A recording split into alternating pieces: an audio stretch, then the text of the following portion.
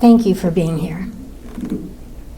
Thank you for caring enough to know what happened. Some of you may remember being there. I knew that the Woodstock generation would likely be the bulk of the audience here. I always hope to see more young people, but that's what we do at Kent State, and that's my privilege as a professional in residence there, in charge of May 4th commemoration planning and May 4th education planning, is to make sure that students today know and understand what happened on the campus that they walk every day, but also that they apply it to themselves today, that they find meaning in it, and that they learn the right lessons from it, which I hope all of us will. I hope all of our government leaders will learn the right lesson from May 4th, 1970. And I'm particularly grateful to the Mentor Public Library, Lake Branch, for holding this tonight, especially at this volatile time. It couldn't be a more timely opportunity to talk about the state of American campuses today and to talk about what lessons we can learn from what happened to us 54 years ago this week. So I'm grateful to your library for having the foresight to know that this is still an important topic. And it's a topic that even Kent State University hoped we would forget. I remember in the days that followed that horrific shooting, you saw in that clip, that is a clip, 12-minute clip of a nearly hour-long documentary film made by Danny Miller, a documentary filmmaker who was a student at Kent State previously. And it was shown for the 50th anniversary on public broadcasting, and he's just revising it with a new coda that shows today's students. And if you want to see the entire film, it will be at the Kent Stage this week, and it will also be shown as part of the May 4th commemoration planning on campus this coming week. So I will make sure that your library has that information if you want to see the entire film, or you can talk your library into bringing me back and showing you the entire film. It's worth seeing. That film is one of many, many ways that in the last 54 years we've tried to tell the truth that we know. And that's been a challenge because, as you saw, within 2 hours we had to get off campus. We had to leave our campus, pack a bag, go home, leave most of the things in our dorms, only to see the FBI take over the campus and go into our dorm rooms and put on display for all of America to see what kind of students we were talking about at Kent State. Tables, the entire stretch of Memorial Gym at Kent State had pellet guns and squirt guns. My hiking stick was on that table. It had flowers painted on only half of it, and you know, I used it when we went to Mohican camping. My roommate was a hypochondriac. She knows I share this story. And all of her medicine was on those tables, and it was the first of many, many efforts to blame the victims, portray the students at Kent State as these weapons-carrying, drug-crazed people. And we had to watch that. We had to be 18 and 19 years old and kind of watch public opinion be formed. And even without those images, in the immediate days following May 4th, my own aunt, Marion, while my brother was still bandaged from his wound, his gunfire wound, stormed into my mother's kitchen through the back door, and her first words were, "You know there was a sniper. You know there was a sniper." And we were saying, "Aunt Marion, there was no sniper. They didn't have any reason to open fire on us. Why can't you believe us? Why can't anyone believe us?" We were getting hate mail. We were getting bomb threats. Our own family members found it difficult, as Middle America did, to accept the fact that American soldiers would turn their guns on American people without some provocation, some good reason to do so. And they looked for those reasons on those tables in Memorial Gym, and in the words of the guardsman who in the immediate hours afterwards did say there was a sniper.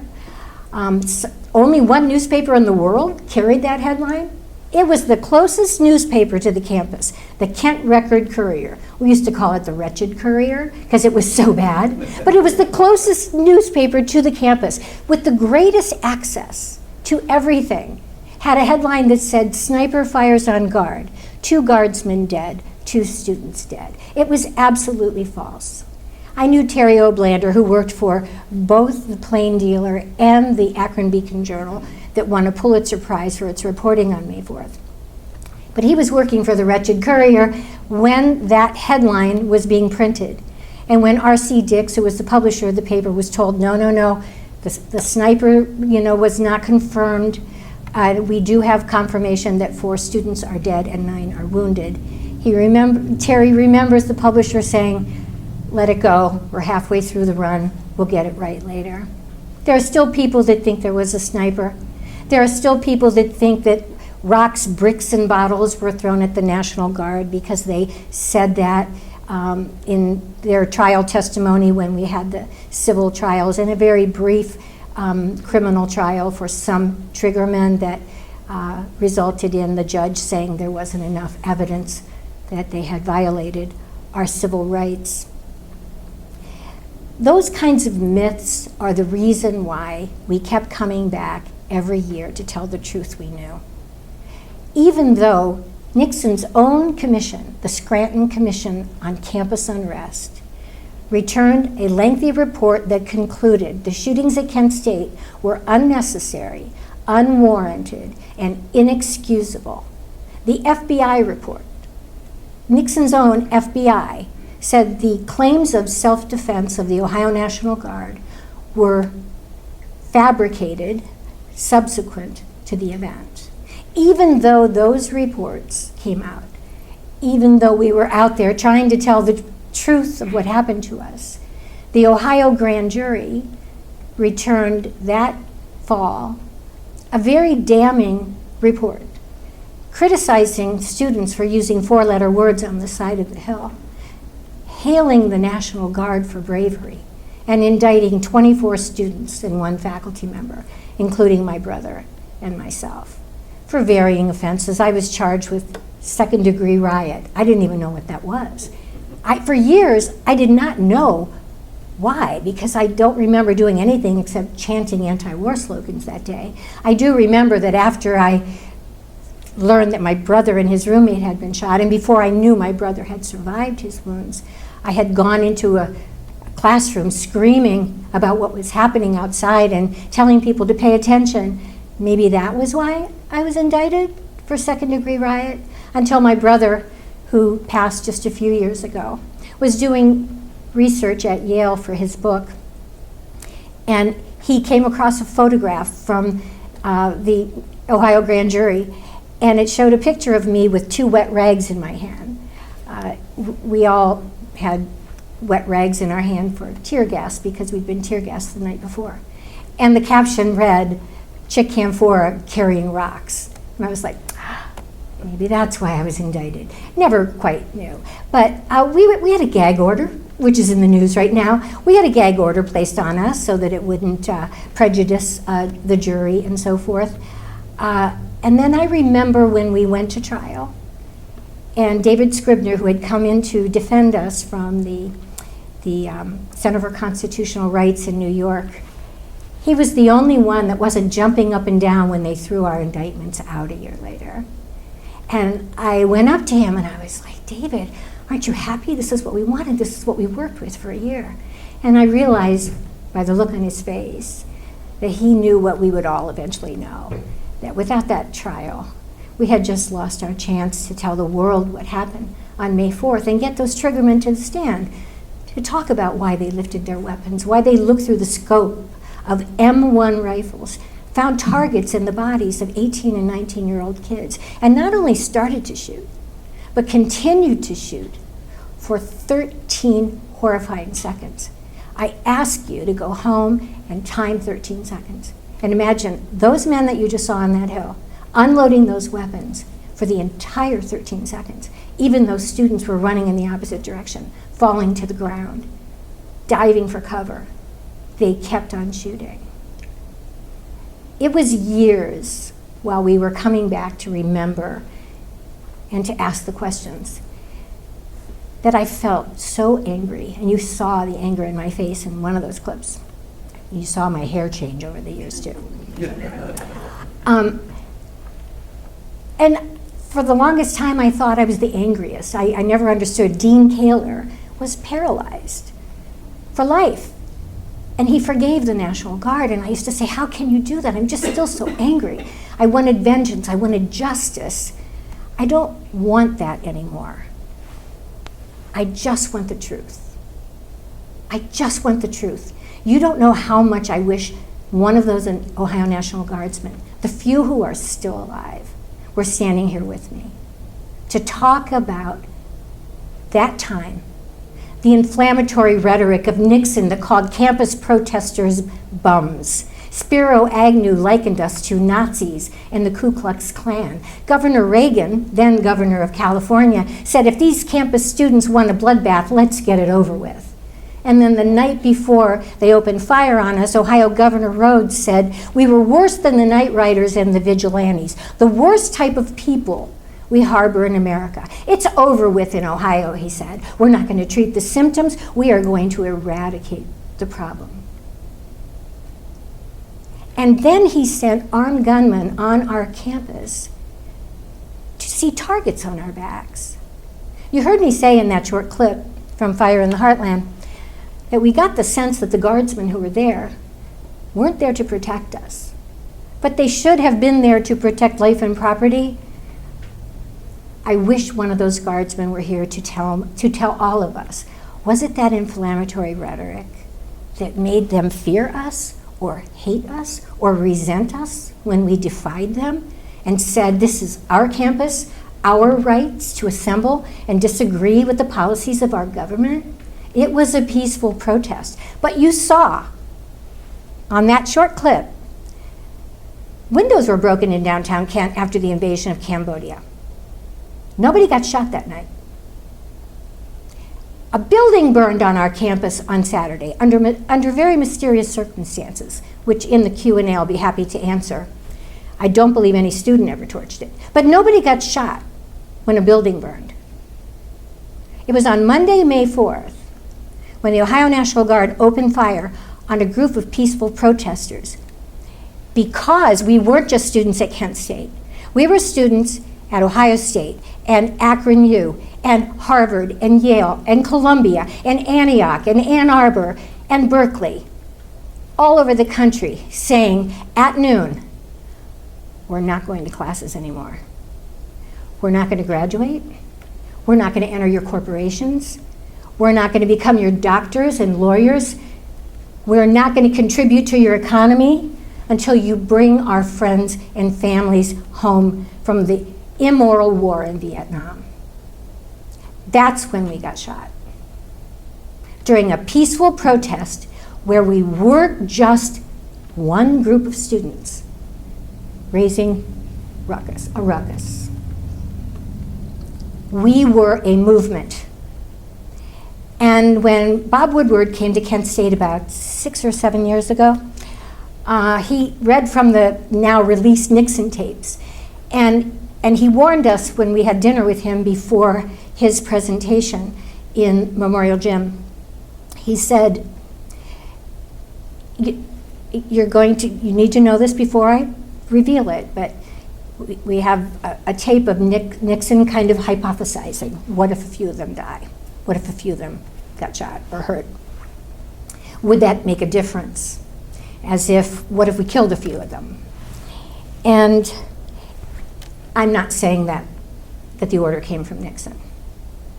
But I'm saying, if that was the intent of anyone, what if we kill a few of them? Would that stop this growing movement?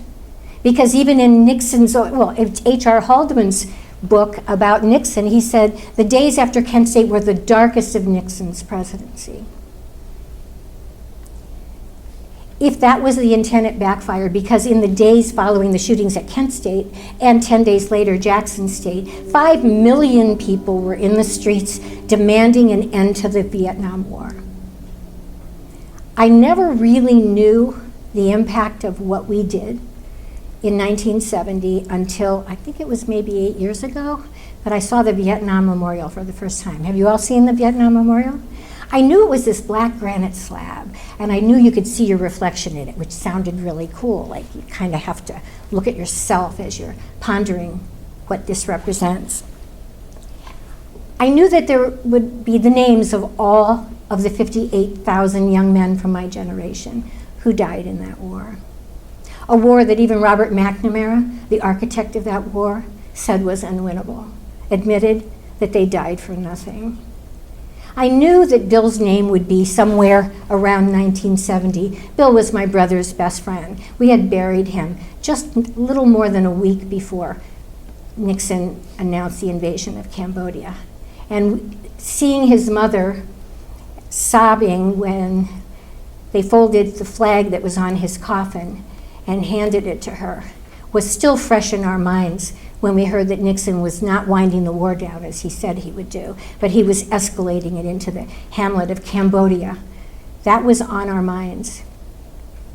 When I look back on that moment and exactly how motivated students were across this country, I recognize that when looking at that memorial, I hope everybody sees what I saw that day.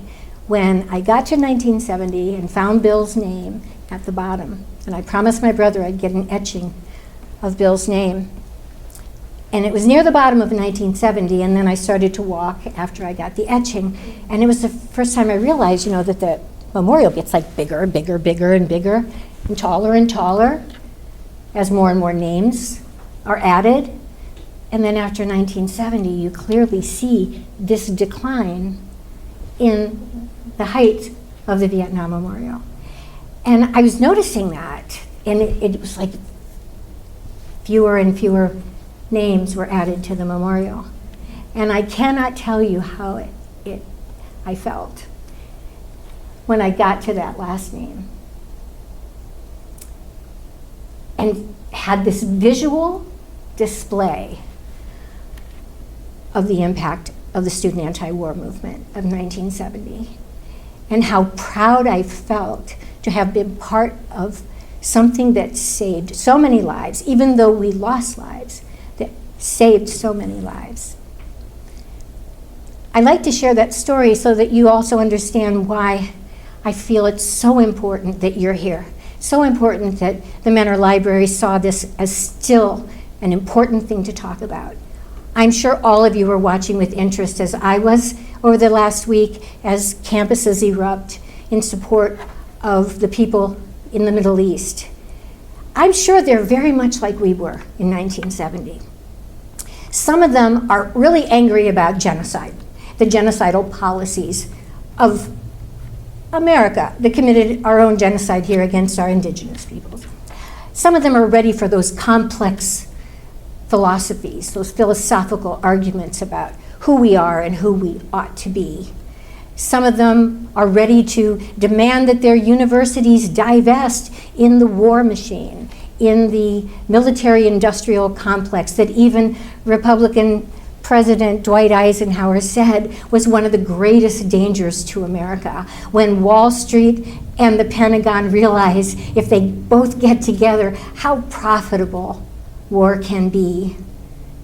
So some students on these college campuses are very much like students on college campuses across America between 1968 and 70, having those complex conversations and dialogue and debate about what we can do about this conflict in the Middle East. And they might know more than other students about the state of Israel, or the lack of a state and borders for Palestine, or what the Gaza Strip represents, and why there's so much famine and death and despair and suffering there. And so a lot of these college students are like we were 54 years ago. And it might be for some of them not a philosophical thing. They're not thinking about genocide. They're not thinking about US imperialism. They're not even ready to talk about that yet. They just see suffering and they think it's wrong. And they just see it as immoral. Or they just see students standing up for what they believe in and they think that's right. And they feel good about living in a democracy. They feel good about standing up for what they believe in, even if what they believe in is peace in the Middle East, whatever that looks like. I love being on campus right now because I see students very much like us at varying levels of commitment, varying levels of understanding, varying levels of curiosity, but all paying attention. I mean, I'm so inspired right now because I thought I'd see that again. Do you know what my tuition was in 1968 when I arrived on the campus at Kent State? You're gonna die. $197 a quarter. My room and board for the entire year in Lake Hall, which I think is the best dorm on campus, it's right in the middle. I was a phys ed major, it was right by the gym, was $450 a year. I could work a minimum wage job the summer before college, and I did at Cyberline Tire and Rubber in the secretarial pool, and pay for my entire first year of college myself. My mom sent me spending money in a card every week. I've always believed that it was by design, not by accident, that college education became so unaffordable in the decades that followed. I've also thought it was by design, not by accident, that corporations now control our media, because we don't have the Walter Cronkites anymore, the most trusted man in America, giving us objective news reporting so that we might actually think. We might actually see the most credible people on this side and the most credible people on that side of an issue and hear both of them and then know where we stand on that issue just based on our own moral fiber. I think it was by design, not by accident. Not only that media now is controlled by people who want to make profit off of it, but I've also believed that they don't want a thinking public. The college students I've seen, I've taught college since 2001, are so strapped with tuition debt. They're so strapped with credit card debt. They don't have time to breathe, let alone to do the thinking and the dreaming and the envisioning that college students must be able to do. They're the only ones in our society that are given that time to be the conscience of America, to pay attention to what's going on in the world and in our own government, and decide what kind of future they want. If they don't have time to pay attention, and in the age of social media, if they only have time to see what comes across their phone, and 90% of it is false, like the false information that came out so instantly after May 4th, 1970, we are all in trouble. Our democracy really might not survive this next generation, for this next generation. I'm already appalled that I'm a new grandma. I'm first-time grandma, she's only 16 months old, but she has fewer rights than I did. That bothers me. It bothers me to have grown up in the civil rights era and to be, have grown up in a working class family and saw what happened in labor and to grow up in a household and in a neighborhood where all the moms stayed at home. My Italian father didn't even think I should drive a car. I had to sneak to take driver's training. He told me I couldn't go to college. I had to drop all my college prep classes and take shorthand, bookkeeping, and typing so I could earn 4 degrees, which he was very proud of, but I swear I only got them because he told me I could not. To see that we came so far, only to watch in a democracy, while we worked so hard for the last half century to expand the rights of Americans, that we are watching them pulled back and diminished. So I'm really inspired watching students just simply pay attention. If it happens to be the horrific images they're seeing on the Gaza Strip, so be it. They're talking.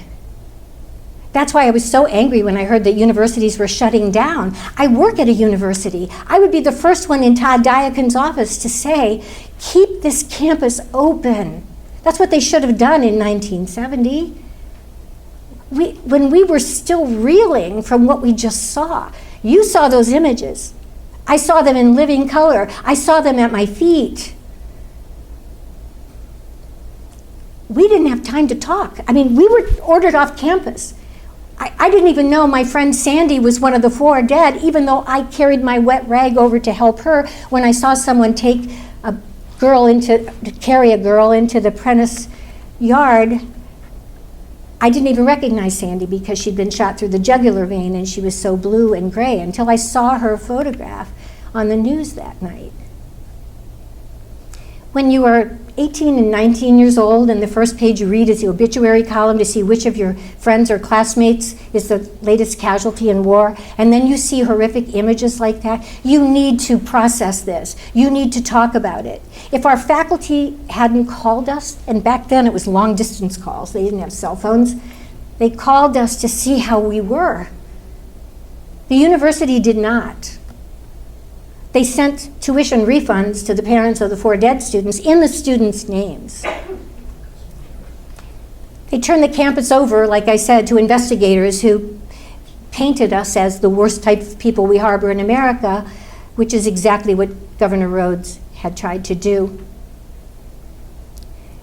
I'm so happy to see students paying attention now because it is, and getting together.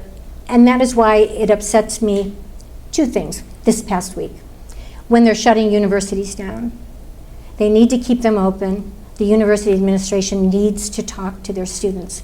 Now, I've been hearing the media say, you know, the administration has just ignored them. They just turned the Columbia campus over to the police last night. But I heard the dean of the Columbia School of Journalism give an interview, and he said, no, that's just not true. The administrators have been talking to the students.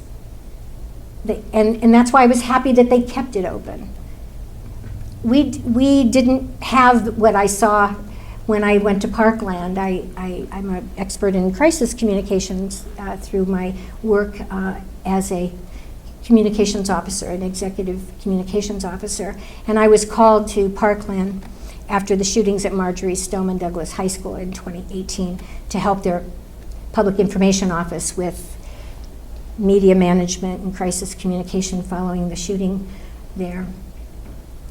And it was the first time I kind of forgave my university that they didn't know what to do with us in 1970.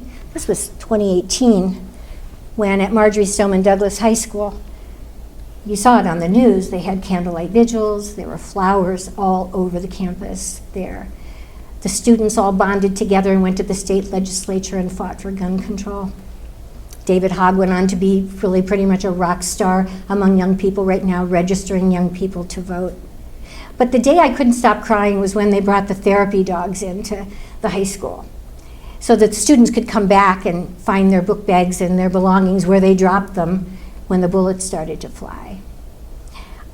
And I saw these kids just hugging these dogs and feeling this sense of healing. And it's when it hit me, like, that was 1970. Nobody expected anybody to open fire on a group of college students. Our university truly didn't know what to do except shut it down. Everybody go home and just process it for yourselves. And I'm sure all of us who witnessed and survived the shootings have our own form of PTSD, but it's always been, I think, part of my healing to just return year after year and remember and make sure nobody ever forgets what happened there. Because I do want people to learn the right lessons from that. 5 years after we came back every May 4th and commemorated the event of that day and also remembered the students we lost. The university president said, his name was Glenn Olds, 5 years is long enough to remember. And he said, no more commemorations. Thanks to Kent State University students in 1975, they worked with my brother Alan and a couple of the other wounded students to form the May 4th Task Force, which I'm the faculty advisor of today, and it still is functioning. Those students said, we will never let this campus not have a commemoration. And about a year later, Kent even changed its name from Kent State to Kent. That ought to do it. We'll call ourselves Kent. We'll change the logo. We'll have a lowercase k. It's just Kent. It's kind of, no, people still remembered, and we still came back. In 1977, when I was speaking at the May 4th commemoration, we learned of plans to build a gymnasium on the spot where the 4 students died and the 9 were wounded, and where the National Guard assembled. We were still bringing people to the site to teach them about what happened that day. It was still, the civil trials were still looming, and it was an important piece of evidence. But to us, it was sacred ground. We even went to the White House and the U.S. Department of the Interior in 1977 trying to have it declared a National Historic Landmark. It is today. It finally has been declared a National Historic Landmark. But that gym sits on the site. And what we were told was it can't be named a National Historic Landmark until it's at least 50 years old, which is, it always was mind-boggling to me because Graceland was a National Historic Site even before Elvis himself would have turned 50. But I digress. The university did everything it could to distance itself from its tragedy. Not embrace it, saw it as a blight on their reputation, saw it as something that was to be buried beneath the gym. And we were, as Brage Golding, who was another university president in 1980, said, he called us a hair shirt. We were just this irritant that kept coming back every year on the same spot to remember and to tell the world the truth that we knew. I was so determined to get at least one university president to come to our commemorations, join with us, and make a commitment that after we are gone, we oral historians that work so hard to tell the truth that we know and work so hard to get a guardsman to stand with us so they can tell the truth that they know. I even went to the Akron Press Club auction when I heard one of the prizes was dinner with Carol Cartwright, 4 university presidents ago. I went around, I didn't have a lot of money at the time, but I went around town begging everybody not to, especially all my journalism professors, please don't outbid me on that. But I did. It cost me $100 to get dinner with Carol Cartwright. And I was in the Schwabel room at Kent State thinking I could talk with her about the truth that I know and the need for the university to also embrace that quest for truth and that quest for justice. And she sat and listened while she ate her soup and then said to me, my responsibility is to today's students. And I said, I am a student. I was a doctoral student at the time. But I really did reach a point where I thought Kent State will never own this. Kent State will never reconcile the importance of this until President Beverly Warren, who is the university president before the current president, Todd Diakin, gave a speech at Chautauqua Institute. I went to hear her speak, and I went with 2 of the wounded students, John Cleary and Tom Grace, who you saw in the film. And it was the first time I heard a university president present the chronology that we present every May 4th, and talk about it in ways that were compassionate, in ways that were regretful, in ways that were instructive, in ways that were inspiring. It was the first time I heard what seemed to be an apology, but more important, I heard her say that she knows and understands not just the role that college campuses must play in promoting and protecting freedom of speech, but the important role that Kent State must play to learn the right lessons from its own history and to model for other universities what that looks like when you do it right. Because who knows better the consequences of when you do it wrong than Kent State? When I came back from that trip to Chautauqua, I worked with my brother and other wounded students and other family members of the 13 victims to pen a letter to the university president and the board of trustees asking them to pass a resolution that May 4th commemorations will be held in perpetuity, that Kent State University will recognize its rightful place in history, will see it as important as any commemoration or convocation to hold an annual commemoration, as dignified as a graduation. And they voted unanimously to do so. And it wasn't long after that that I heard Beverly Warren was leaving, and I thought, we have this incredible moral leadership, and Todd Diakin took her place, and he's a history major, and he's in our generation, and he gets it, and he has continued in that light. And that makes me so proud to be a member of the faculty at Kent State right now, and to work on May 4th, and to know that when we're gone, I mean, I thought my brother would live forever, and he's already gone. I've seen so many of the wounded students now gone, so many of the parents that fought with us for decades for the truth and justice we long sought are gone. It gives me some hope that when all of us are gone, people will remember. And that's why I felt so grateful when I saw this room filled tonight, that you remember or you care to know what happened. There might be people in this room that think we were just a bunch of crazies and maybe you came to challenge me. I like that kind of audience too. I'm ready for it. And when I talk about having a National Guardsman here, I'm ready to admit the things I did that were wrong. And I'm going to tell you this right now. In the same way that I want a National Guardsman to say, just tell me why you looked through that weapon, the scope of that weapon, and didn't shoot in the air. Why did you shoot at students? I'm willing to admit that I threw a rock on Friday night through a window. It was the window of the Army recruitment office.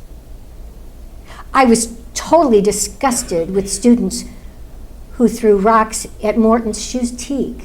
That was what it was called, the shoe store downtown, or the drugstore.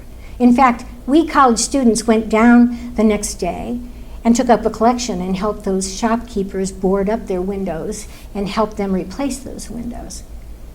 These were political targets. I'm not justifying it. When I talk to student activists today, I say, I'll tell you that I threw a rock through the Army recruitment office window, and I'll tell you why I did it.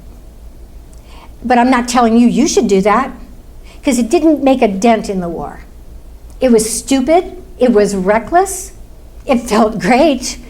It felt great because I knew that whoever was coming in there to try to draft my 3 brothers and more of my friends off to this immoral war would have to think about how angry I was. They would have to sweep up that glass and know that we were that angry at what they were doing. But I was willing to go to jail for destruction of property. I was. That's crazy. I tell students, don't do that. It upset one person, 2 people. They got insurance, they fixed the window. It didn't end the war. Same thing with the building of, I didn't torch the building. But that's the only thing I did that weekend that was illegal. I was not prepared to be shot by death by firing squad 3 days later. And I cannot believe how many people today, will, and I saw it even on the news, and I'm seeing it in the Akron Beacon Journal today, where they have a guardsman, who I don't believe was a triggerman, resurfacing a bunch of the old myths again. And he was talking about that tumultuous time, as if it explains what they did, what the triggermen did. Nobody shot anybody when they were acting in a tumultuous way. It was days later when we weren't just students at Kent State, we were students across this country, peacefully gathering and going on strike. There was strength in numbers. That movement was powerful. That unified voice was making a difference, and that is what was silenced, only for a moment. So I share that story about Friday night because I know now it was stupid. I know now why I did it. I think the Ohio National Guard, who are still alive, can do the same thing. What did you do? Where did you aim? Why did you do that? Help us understand the mindset of American soldiers who turn their guns on American people. Why did you do that? So we can make sure we never lay the groundwork for that again. When I heard Speaker Johnson, Mike Johnson, what the heck was he doing up in Columbia, demanding that we call out the Ohio National Guard? I'm telling you, I had chills down my spine. It was like Nixon all over again. It was Rhodes and Agnew and all of them doing the same thing. Trust me, I was hanging on every word as the police moved in on Columbia students last night, and I was so happy to see that it worked.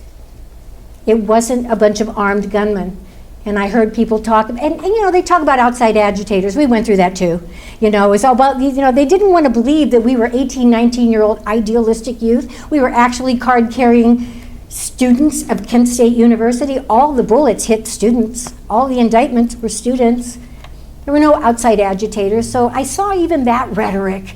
Oh, these are outside agitators. Well, what I tell students today is, when you see people, committing violence, when you see people, as we saw in the Black Lives Matter movement, who are what I consider to be provocateurs, that are doing bad things to make good people, doing good things, engaging in civil disobedience in peaceful ways, make them look bad, I tell them, take your phone out and photograph those people. Those people don't belong in peaceful demonstrations. So I am watching with interest to see if Columbia University and the police in New York City ferret out if these were all college students and if some were just agitators. We know from the COINTELPRO documents, you can look it up, you're in the library, that there were many college campuses where ROTC buildings burned that spring. And we know that our federal government engaged in some operations that would do things like that to justify calling in major military might. I would like to know if that's true, that that's what happened at Kent State. Because students weren't anywhere near the ROTC building when it went up into flames that shot about 40 feet into the air. We know students tried and failed, and the State Highway Patrol came and put the fire out, and then students weren't anywhere near the building when it went up in flames. And that justified calling in the Ohio National Guard. I just want to know that truth. Did they torch the building? Did our own federal government or agent provocateurs torch the building to justify bringing in the Ohio National Guard? I just want the truth. I don't know the truth about that. I only know the truth of what I saw and what I did and how I feel and why I return year after year after year to keep that truth alive, my truth alive, as long as I am alive. And I'm very, very much looking forward to your questions. Before we get there, I want you to know that I didn't arrive on the Kent State campus politically aware or as an anti-war protester.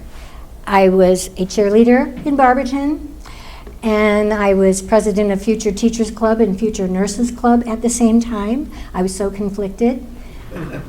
I wanted to go to college, and be, maybe what other women were, librarians and teachers and things like that. I tried out for cheerleader and flasherette. When I came to college, I was trying to be just an extension of what I was in high school. I was social chairman of my dorm and ran the rowboat regatta, and remember being really, really angry when I was passing out lollipops and roses to the tune of Burt Bacharach's song during Little Sisters Weekend, when Students for a Democratic Society came marching through saying 1, 2, 3, 4, we don't want your effing war, and they said the word, and I was mortified. But when college students weren't strapped with debt and weren't running off to their jobs, they were talking about the war. In my freshman year, I couldn't go anywhere without hearing somebody talking about the war and talking about the fact that the young men being sent off to that war were old enough to fight, but not old enough to vote for the people sending them there. It wasn't until my sophomore year, when my brothers were about to be drafted into that war, that I stopped throwing the anti-war leaflets away. And that's why I'm so inspired today, because there's a lot of college students on that campus that aren't the radicals they're portraying college students to be in those encampments and things. They're just like I was, that just really care about other people, cares about humanity, wants a better world, wants a world of peace, doesn't want their generation sacrificed in a war abroad, doesn't want to see the photographs of the My Lai massacre and the Tet Offensive and know that our friends are being sent off to kill people who plow their fields with water buffalo and live in grass huts. That's one of the lines from Fire in the Heartland, which I hope you'll see the full documentary film. But I'm just saying that I grew up, in a household with a mom and dad that both served in World War II. My mom was an Army nurse. She met my dad at a hospital in Battle Creek, Michigan. I went through her Army scrapbooks, and I even looked at ROTC when I first went to Kent, and I was disappointed they didn't have an Army ROTC so I could follow in my mother's footsteps. But college changes you. There's a lot of talk right now that these campuses are all in an uproar. You know, people don't need a college education. We need colleges to be what they used to be. And that was a place where students could arrive and not be strapped, but have the time to listen and pay attention and to walk across the campus and not only hear debate, but participate in debate. I'm going to pay till I die on my children's student loans because I said I don't want you to be strapped with tuition debt. I don't want you to go to work. I want you just to be a student, and I want you to learn about life and make for yourself the future that you want. And that's how we should look at these college students right now. They don't have the time we had. They're strapped with debt we didn't even know, but they're thinking, and they're gathering, and they're talking. They're not going to work. They're not going to class. They're going to get expelled, a lot of them. We did the same thing. Why? Because it mattered to us. It matters to them. They should not be faulted for paying attention. We should be applauding them and praying and hoping and advocating for their safety. So I'm here to take any question, including if you want to tell me you think I'm crazy. Yeah. Please, is Daniel Miller related to Jeff Miller? No, he is not. Danny Miller, Miller's pretty common. He's at the University of Oregon. Are you looked up Fire in the Heartland? No. Danny Miller was a student at Kent State before actually Jeff Miller was a student and killed, and no, he's not any relation. Mm-hmm. Where was Dr. White during the first 4 days of May? I thought I recall reading something that he was in Mexico, arranging for a winter quarter in Mexico program. Well, I've not read that he was in Mexico, but we used to always say, where was he? He was out to lunch. Literally, he was off campus. What we know is our administrators actually, when they turned our campus over to the Ohio National Guard, they went down to the Brown Derby, which was a restaurant down the street up Route 43, and they were like having lunch at the time of the shootings. I recall Dr. White used to really sit back a little more with the students, not really burn down the ROTC building, but be more active in that protest and that. And I thought he was a little more laid back. Well, we didn't know that he had left campus, and I don't know if this was the first I heard he was in Mexico. Rod, do you know where White was? No, he was out to lunch. We always used to say he was out to lunch. Well, on Sunday night, because you had the breaking of windows in downtown Kent on Friday. And remember, these were different students.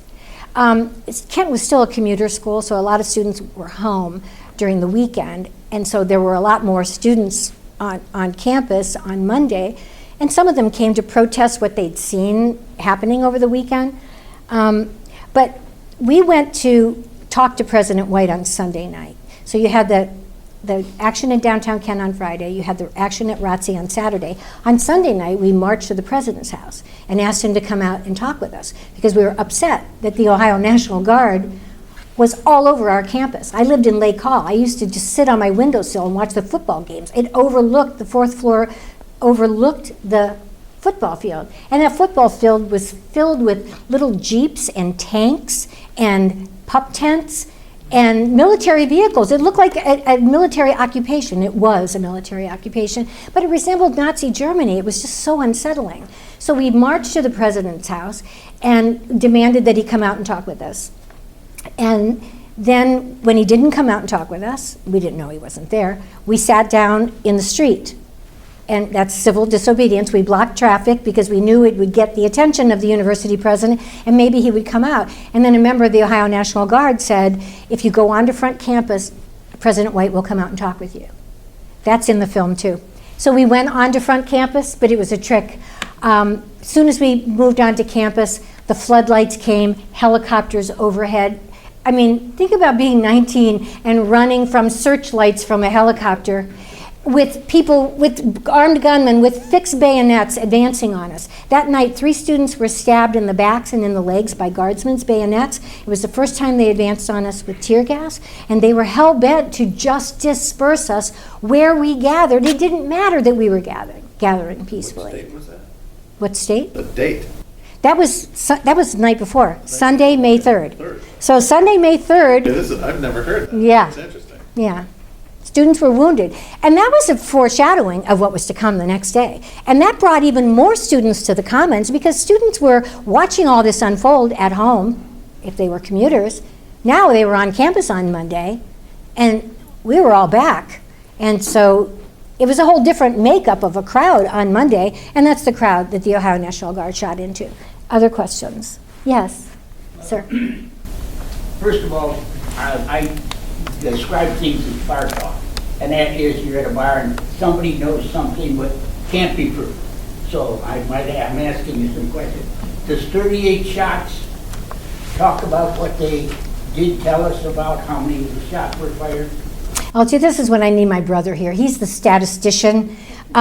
You're talking about 67 shots? Was it 60? I thought- Yeah, 67. I mean, there's a book called 67 Shots. My brother was a walking encyclopedia before he passed. In fact, all of his 50-year collection of everything, all the trial transcripts, everything, even the stuff that the families of the dead students gave to others to keep in one place. In fact, Joe Walsh of the Eagles made 2 substantial donations to keep all of Alan's papers together. He'd be able to tell you exactly the distances, the shots, how far apart, all of that. So Okay, they gratefully they told us about Allison and Bill were 300 and some yards or feet away. That's a football field. What are the closest people were shot? the closest one was Joe Lewis, and he was like 60 feet away. What about Jeffrey Glenn, wasn't he right? Who's that? Jeff Miller was just at the bottom of the hill there. He was like 120. Again, you could look it up. Just say how far. We actually have markers where those students all fell, and that was even a matter of controversy. Those distances are a little bit off in some books, but they did this. In fact, that's the topic of the Jerry Lewis lecture series on May 3rd, where Rod was on that committee. I keep pointing to Rod. He led the planning for the 50th commemoration and he used to work at Kent State. But he knew my brother really well. I was surprised to see him here, so it was like, I could look at him and go, what was that? But if you go to Kent State, you'll see the markers where the students fell, and they were meticulous in looking at all the ballistics tests, all of the different studies done to get it absolutely accurate, so that there's, there might be varying 1 inch off here, 3 inches off there, but they know right where everybody fell. And the gymnasium covers the spot where Jim Russell fell. Markers where the students fell. Well, one of the things that we fought for in the 54 years that we went back there, we wanted a memorial. There's various ways that we have visible reminders of what happened, but it always bothered the parents, particularly the parents of Sandy Scheuer, my friend who died there. Her parents came to my graduations, not hers. But Martin used to always say how upsetting it was to him to see people, because we stand on their 4 spots every year from midnight until noon when the commemoration starts. And people sign up for their half an hour or their hour, and they hold the candles, and then the next day you would see tire treads in the candle wax. Are there stones, or what are they that mark the? Well, so we were successful in having stanchions Okay. that completely mark off the spots, so you can know, it's still a parking lot, but you can no longer park on the spots where the 4 students died. It was just last year, 2 years ago, that we were successful in getting markers, they're like discs, put on the spots where the 9 wounded students fell. Are their names on there? Their names are on Okay. there, yeah. And I have at my request, they put a little thing in the ground next to Alan's marker where I could keep a black flag flying. And the gym, did they name it? It's just called Memorial Gym. Yeah. My granddaughter's going to be going there this coming year. So. And it covers, like I said, we had to put Russell's spot away from where he actually fell because there's a building on it. Yeah. Is it accurate that some of the guardsmen did not have live bullets and some had blanks? That's what I was just going to ask. I don't know. It doesn't matter. Well, enough of them had live ammunition, and they were the triggermen. You know, I know something that I don't want to sound like a conspiracy theorist, but it's always bothered me that Troop G, it was Company A and Troop G both shot into the crowd, and both had loaded weapons. It was only Troop G that shot into, during the Huff riots, before May 4th, that shot into what they called the race riots in Cleveland. Because one of our Kent 25, 68, right? Yeah. 68, yeah. And it was only Troop G of the Ohio National Guard that opened fire. I mean, they shot into a car of a family of 5 and like, shot through a mother through the eye. Stanley Tolliver was one of the Cleveland attorneys that represented the Kent 25, and he represented that family. But it always bothered me. I always said, is Troop G like some special marksman or a special duty? I don't know. So I'm not advancing that conspiracy theory, but I think everything should be studied. I think every question should be answered. It bothers me that Troop G did something so stupid 2 different times. You're not advancing the conspiracy, but shouldn't it be looked into? Oh, yeah. Well, I've raised it. I've said to people, shouldn't we see if Troop G is, wouldn't it be so nice if a member of Troop G who aimed their gun at me while he is still alive would join me up here to just talk about what we did and who we were and how our country molded the way we thought and led to the behaviors that we, had at that time. I told you the stupid things I did. I'm willing to admit how dumb that was, how meaningless it was, had no effect on my plans to end the war. I just want the Guardsmen to do the same thing. Maybe there's somebody in Troop G that will say, we were a member of a special force and we were sent in to quell disturbance and scare people by killing a few. Yeah. Did anybody ever look into the names of who was in Troop G? Oh yeah, we have, there's people that can rattle them right off. My brother was one of those. Are most of them still living? No, Okay. half of them are gone. Were you ever charged? Well, there were 8 guardsmen that faced criminal trials. It was very typical of Governor Rhodes coming to testify and calling him Your Excellency, and watching the guardsmen take out rocks and things and say, this is the one that hit me. No guardsman was hospitalized that day. I think the one was hospitalized for a stroke, heat stroke or something like that. But those indictments were thrown out for lack of evidence that they had violated our civil rights. Yeah. Dr. Canfora, that was an excellent presentation. It was really good. Yes. The best I've ever heard. Oh, wow. I was a student at Ohio State in 1970, and we had 2,000 National Guard on campus. And I can remember them all lining up, and they said, if you don't disperse, you're in violation of a curfew, and you will be arrested. And they gave the order, and all the National Guard turned around and charged the students. And they nabbed some of them. They couldn't get through the dorm door. They were slow runners, and they got caught. And they were booked. But we never had the violent protests like they had at Kent. Do you know, I'll tell you a little story. Right before downtown Kent happened, and the invasion of Cambodia happened on a Thursday. Ohio State was one of the first campuses in the state to erupt. And so we were like, nothing's happening at Kent, let's go down to Ohio State. So we were the outside agitators you see in Columbia right now. So like, let's go down there. And so we went down there, and they were checking. At one point, we were there, and we were like appalled. I don't know if you remember this, or if this is even just something that you would have seen. When we got there, most of the leaders of that protest had been removed and jailed, and there was a small group of students at the administration building, and they were throwing marshmallows at the building. And we were like, what the hell? What are you doing? Like, what is that going to do? And then Jimmy Riggs, my brother's roommate, who actually saved my life on May 4th, he was the one who pulled me behind the parked car that shielded us from the bullets. My first instinct was to run far, because students at Ohio State had been shot with birdshot or buckshot, and I read about that. And so I my first instinct when I saw them turn to fire on us was to run far because I thought I could outrun birdshot. And it was when Jimmy pulled me behind the car that I realized it was live ammunition.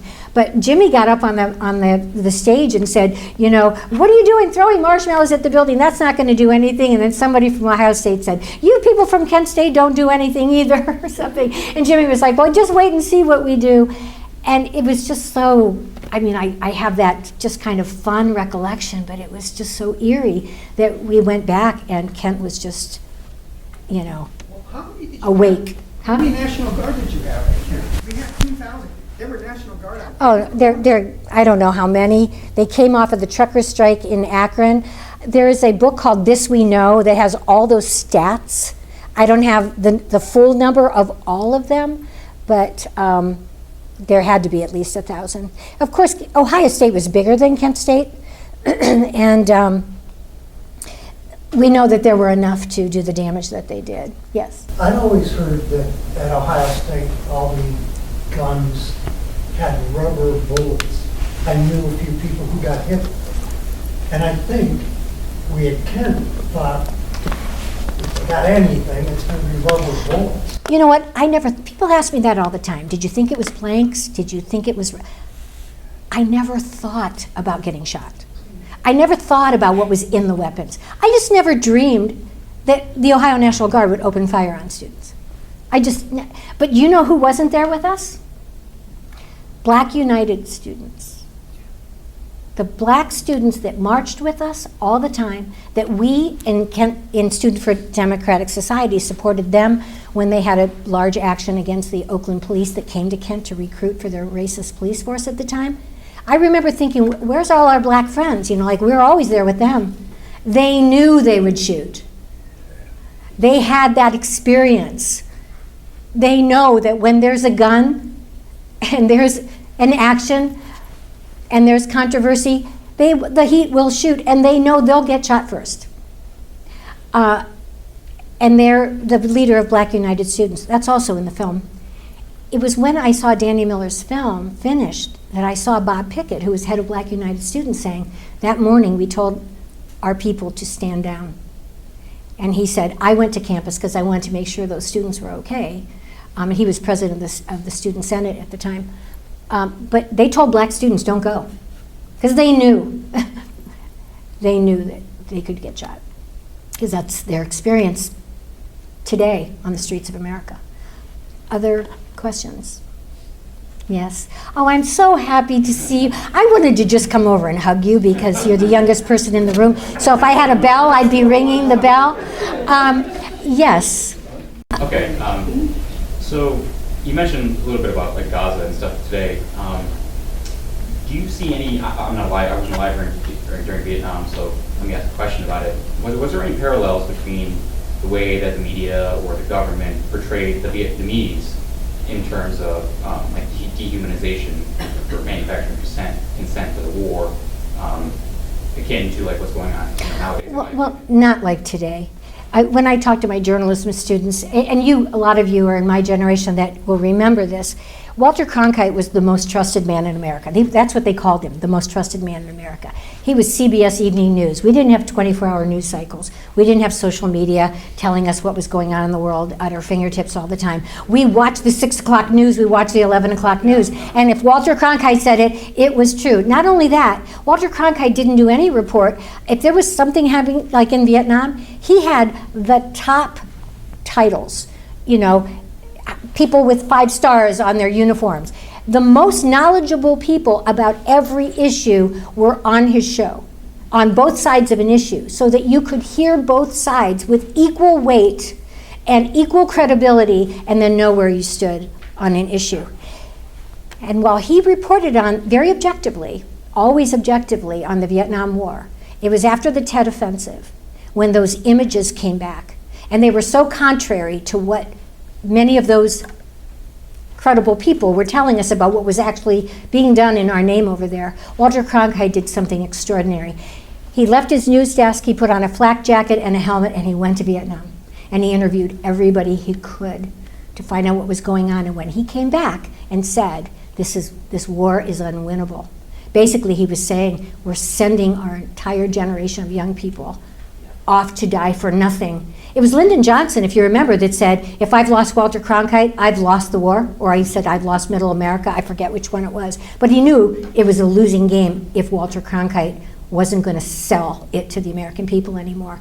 I wish we had the Walter Cronkites, the Ben Bradleys of the Washington Post during the Watergate era, the Woodwards and the Bernsteins. We have to work so hard. You have to work so hard. So look up Ad Fontes, A-D space F-O-N-T-E-S. It is an organization that watches the news and has the media bias chart. So you can see all of the things that people are watching and where they fall on the media bias chart. I teach media literacy at Kent State, but I also require all my students, if you're going to quote a news source, you better quote something in the middle. Usually the Associated Press is there, United Press International, Reuters, News Service, the news services. The New York Times can skew left, but is still, you know, Pulitzer Prize winning, well respected in the world. But look at it, because it fluctuates. You know who's at the far right, you know who's at the far left on the media bias, and you have got to tune out those echo chambers if you want to know what's going on in the world. And I always say to my students, where'd you get that? And they say a source that it's like not even on the chart. It's like, no, I'm not going to talk about that. But does that answer your question? A little bit. I think what you have, and let me finish with him, your 24-hour news cycle is doing a lot of hype. They did it, I mean, if you remember, like do you remember during the run-up to the midterm elections, we heard about these caravans of immigrants, and they were rapists, and they were drug cartels, and all this stuff, and all of a sudden those caravans just mysteriously disappeared, like right after the election, you know, but it's all that hype. But it is the dehumanization, saying that they're ruining the blood of our country, you know, that they're vermin, that all of that. We saw that during the Vietnam War. You're seeing that for domestic policies that are demonizing immigrants. We're all immigrants. You know, we're supposed to be the grand experiment. We're supposed to be the one nation, just a couple hundred years old. We're not like Iraq, where they've been 3 religious sects are warring for 7,000 years. We're a couple hundred years old, and we were supposed to be the melting pot where we could have a Muslim living next to a Jew, living next to a Catholic, living next to an atheist and a Buddhist, and be black or white or red or brown and not be killing each other. You know, where did we start demonizing people because they're different, because they dress differently, they think differently, they identify differently, they worship differently, they are of a different political party? That you think they don't belong here. This is our democracy, and it is on the brink. It is on the brink. And so my hope is that this generation will do what we fought for you to be able to do, and that is vote. We didn't have the right to vote. And you have to fight really hard, and I hope you'll look at that media bias chart, to look for credible news sources and stop your friends from going into those echo chambers that make them engage in cult-like behavior when you just want to have an intelligent conversation, like I think students are doing on campuses today. They're talking about the world. It's their world, not ours. You know, there's people who aren't going to be on this planet much longer making climate decisions. You know, you're going to be eating this food and drinking this water and living on this planet and getting, you know, protecting the environment, I hope, for your children too. And so I certainly do hope that you don't fall victim to the demonization and the dehumanization. In my generation, they called the Vietnamese gooks. And that made it a lot easier for our friends in Vietnam to write letters home to my brother and tell him in a bragging way what it was like to put a chain around a gook's neck and pull the pin on the hand grenade on that chain and describe his face when he, quote unquote, just bought it. The look on his face when he knew that he was about to die. I just remember reading those letters and thinking, these are young men that were just playing basketball a year ago in a championship game, and they're talking like that? That's what war does. It's easier to kill a gook than a human, you know, and you can even kill men, women, and children if they're gooks. Yeah. I just had related to his question, was that, on the news, one of the things I remembered was that they would always, and Walter Cronkite would announce the casualties, but you do, after listening to those casualties, you think we should be winning this war because, our dead was way less than how many VC were killed. Yeah. That they would always announce. So you knew that was not quite right because it didn't seem like we were winning the war. And the other thing is, back in the news, it was the first time that war was brought into the living rooms of America in the news cycle. And you saw the horrors, and you saw that it was just, some of them innocent people just, screaming and running and being involved in it. They weren't all VC, and I think that's what, where the young people got the idea that, wait a minute, there's something wrong with this war. Well, the war in Iraq, do you remember? They put, it was against the rules to show the flag draped coffins coming back. We used to be able to get this close, to Richard Nixon. You ever been to Akron-Canton Airport? There's only one little road coming out of the airport there. If he was coming into Akron, we could stand there with signs and I remember the feeling where it chilled me, my whole body when he looked at us because we were yelling so loud and we had our signs. It was he saw me, and he heard me. During the Iraq War, I couldn't get anywhere near George Bush or Dick Cheney. They have free speech zones now. They don't want to hear from you. We used to get that close. We used to see the flag draped coffins. They control the message. They control the image. They control what you think about the war. And so young people have to work a lot harder than we did to know what's going on. And that's why I'm just so inspired by these young students all over. They see suffering, and that's why I said, have patience with them. Some of them are ready to talk about the military-industrial complex. Some of them just want peace. That's all they want. And they look at their Palestinian friends on campus, and they know their families are suffering, and they know about the famine, and they know about the suffering. They want it to end. That's so noble, and that's so right, and it should not be silenced. Other questions? Burning questions? Yes. I was a kid in 1970. I lived in Corb on the 6th floor. Oh, Corb. And we all kind of watched it. I couldn't get involved. My father would have killed me. Yeah. He was a police officer, so there was no way his daughter was going to do any of that. But thank you so much. You have enlightened me 54 years later on how it really went down. Because that was awful. Yeah. I don't know how these students, me included, we had 2 hours to get off campus. Well, where do we go? Yeah, where do you go? Who's going to take us? Route 80 was just lined with people with their thumb out. It was crazy. Yeah. Where do you, students from all over the country. Bad. So they let him in, but I had already gone. So they were all panicked, where am I? But you provided insight that I did not know. Oh, well, thank you. Yeah, for me too. I think that's a good place to end. We want to give a great round of applause to Dr. Oh, well, thank you. Appreciate it.